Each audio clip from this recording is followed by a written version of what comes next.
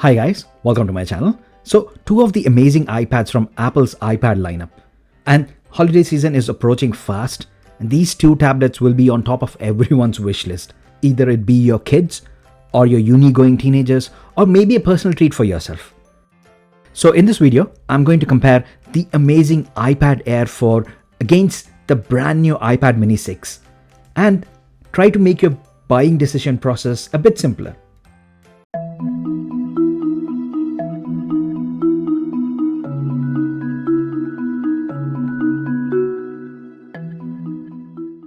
First, let's talk money. The iPad 6 has had a redesign for the first time since its conception, and it's brought in line with the rest of the iPad lineup, omitting that entry-level iPad. It has all-screen design with Touch ID in the power button, same as the iPad Air 4.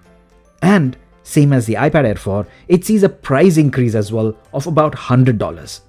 So it starts at $499 or £479 here in the UK.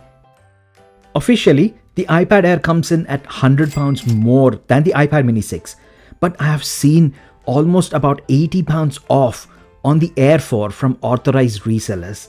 So do shop around if you're planning to buy the Air 4, as you might get decent discounts on it. Next, let's talk about the obvious, the screen size difference. So you get 10.9 inches on the Air 4 versus 8.3 inches on the mini 6. Now, if you go for the mini 6, what does that 2-inch screen sacrifice give you? Well, it gives you a beast of a tablet that is amazingly light. You're looking at 283 grams against 458 grams of the Air 4. But it's not just that, even the footprint is smaller, making it an absolute dream to handle this iPad and carry it around. Seriously, the iPad mini is as heavy as a binded notebook or a novel. You can go for hours on it without feeling the slightest bit of hand fatigue. If you opt for the bigger Air 4, then obviously you get a bigger screen real estate, which means websites look their natural self, multitasking windows do not look cramped, and so do pro apps. You get a decent sized on-screen keyboard, and movie watching experience is a bit more involving. Next, let's talk power. The iPad mini 6 gets the latest gen processor in the form of A15 Bionic, which is slightly faster than the A14 Bionic on the Air 4, at least on paper.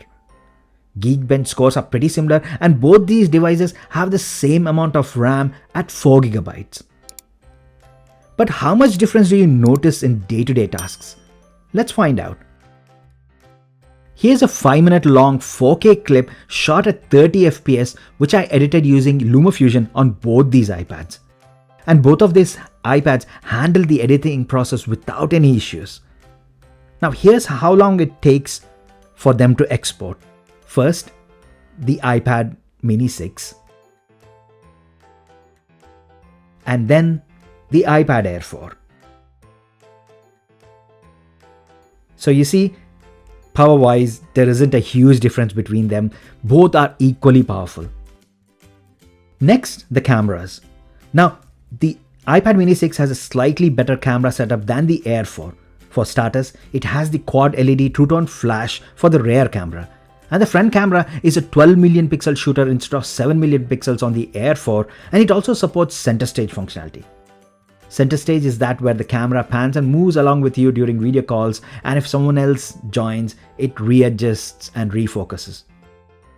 Next, the ports. Both these iPads have USB Type-C ports, and both are capable of reverse charging. Even the mini. But I wouldn't charge something like an iPhone Pro Max using it. Maybe something like your AirPods will be ideal. Which brings me to the battery charging times. You can use the included 20-watt fast charger to get nearly half the charging time of the Air 4 on the iPad mini 6. The smaller battery certainly helps, and due to that smaller screen, both the iPads offer all-day long battery. The mini does get 5G support, whereas the iPad Air 4 does not have that option at the moment. Next is by far the most important aspect to consider while deciding between these two iPads: usability. First, let's look at social media apps.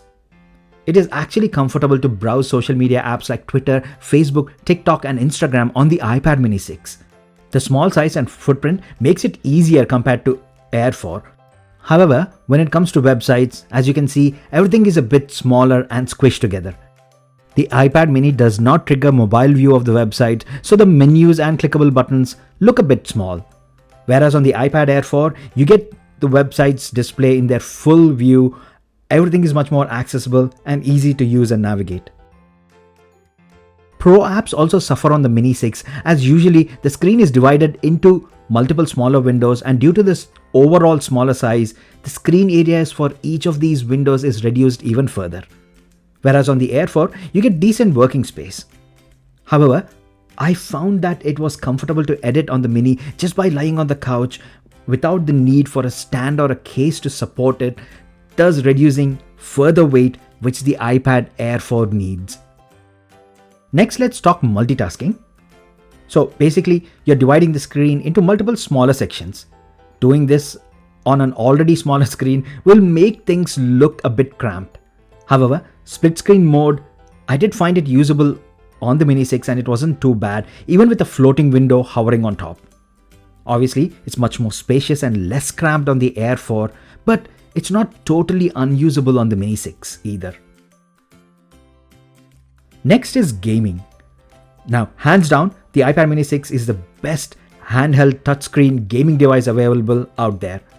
It is so comfortable to hold in your hands and game away. The screen is not too small like the iPhone to make all the on-screen menus look squished, and it is not too big as the Air 4 to make it uncomfortable to game on. Its perfect size and lightweight enables you to game on for longer sessions. Next, Apple Pencil Gen 2 support. Both Mini and Air 4 support the Apple Pencil Gen 2, which attaches and charges magnetically to the side of the tablets. However, on the Mini 6, it takes up the entire side, forcing the volume buttons to be relocated on the top.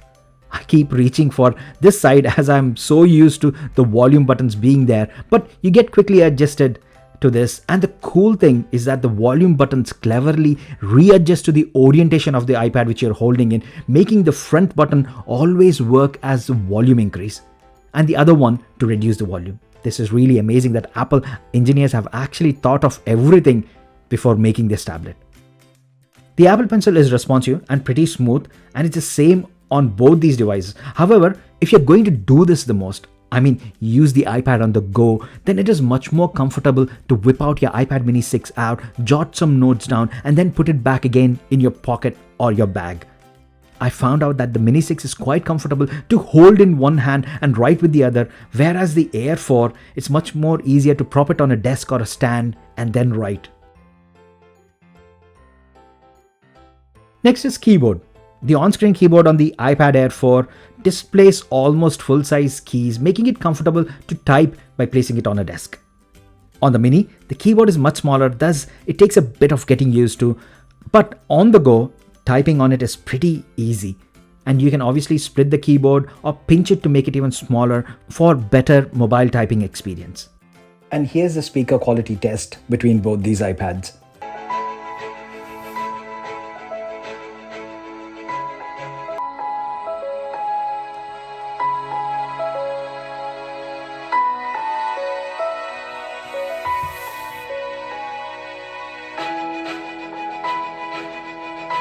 Finally, colors.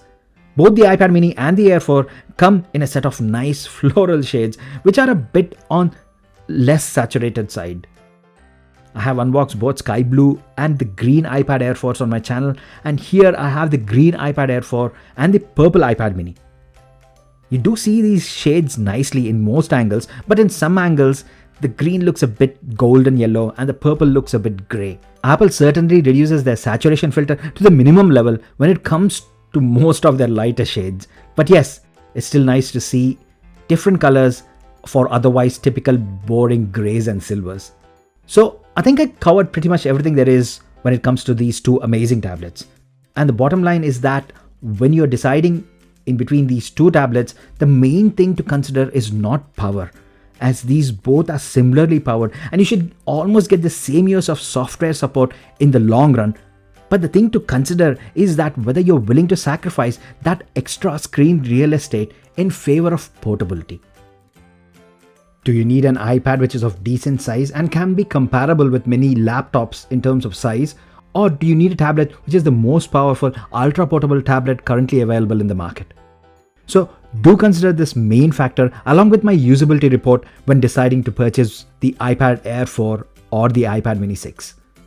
So that's all for the video, guys. Hope you liked it. If you did, please hit that like button, and whilst you're there, the subscribe button is just a few pixels away. Please hit that and subscribe to my channel and support me so I can continue making these videos and keep this channel going.